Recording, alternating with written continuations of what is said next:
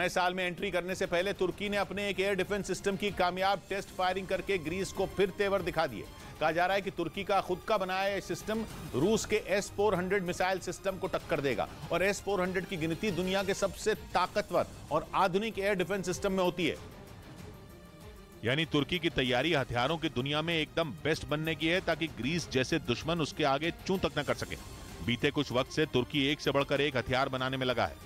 उसका बारकताश drone Ukraine के मैदान में अपना लोहा मनवा ही चुका है। और अब खबर है कि तुर्की ने 30 दिसंबर को मिसाइलों को भेजने वाले सिपर नाम के अपने एयर डिफेंस मिसाइल सिस्टम का सफल टेस्ट किया।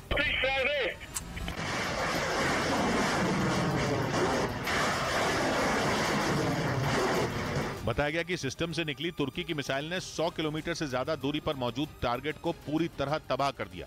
हाल के वक्त में तुर्की ने जो डिफेंस सिस्टम बनाए हैं उनमें सिपर की रेंज सबसे ज्यादा है। और तुर्की के राष्ट्रपति तो पहले ही ग्रीस को अपनी टाइफून मिसाइल से उड़ाने की धमकी देने में लगे हैं। उस पर तुर्की के इस नए एयर डिफेंस सिस्टम ने उसकी हिम्मत पहले से ज्यादा बढ़ा दी और इतनी बढ़ गई कि तुर्की के रिटायर हो चुके एक कर्नल तक ने ग्रीस को आंखें दिखा डाली।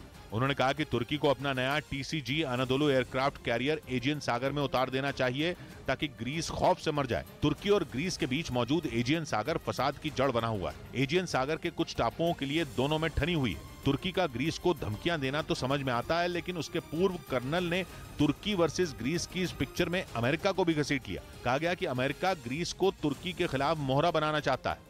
इधर देश भर में 250 से ज्यादा ट्रेनों पर कोहरे की मार पड़ गई, जिसकी वजह से रेलवे को 250 से ज्यादा ट्रेनों को रद्द करना पड़ा और घने कोहरे की वजह से करीब 20 ट्रेनों के समय में बदलाव किया गया, जबकि कई ट्रेनें पहले से ही देरी से चल रही हैं। देश भर में रेल की पटरियों, प्लेटफॉर्म की मरम्मत और रखरखाव के बीच पड़ी कोहरे की मार की वजह से 250 से ज्यादा ट्रेनों को रद्द किया गया। इस बीच तालिबान ने एक बार फिर पाकिस्तान को चेतावनी दी और दो टूक बोल दिया कि वो भड़काऊ बयान न दे, क्योंकि इससे अफगानिस्तान और पाकिस्तान के रिश्ते खराब होंगे।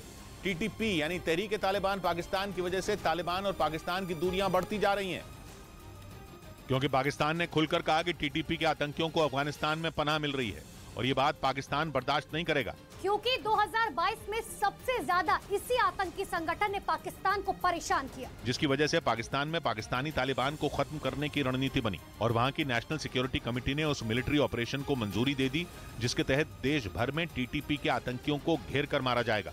यही नहीं, पाकिस्तान की सरकार TTP के आतंकियों को पनाह देने वालों से भी दो हाथ करने के मूड में दिखी, क्योंकि वहां के गृह मंत्री राना सनाउल्लाह के बाद पाकिस्तान के रक्षा मंत्री ख्वाजा आसिफ ने भी तालिबान को आंखें दिखाई। ख्वाजा आसिफ ने कहा कि तालिबान सरकार के साथ समझौते के बावजूद अफगानिस्तान की जमीन का पाकिस्तान के खिलाफ इस्तेमाल हो रहा है और तालिबान तमाशा देख रहे हैं। इससे पहले राना सनाउल्लाह ने कहा था कि अगर तालिबान ने TTP को नहीं रोका तो पाकिस्तान अफगानिस्तान में घुसकर आतंकियों को मारेगा।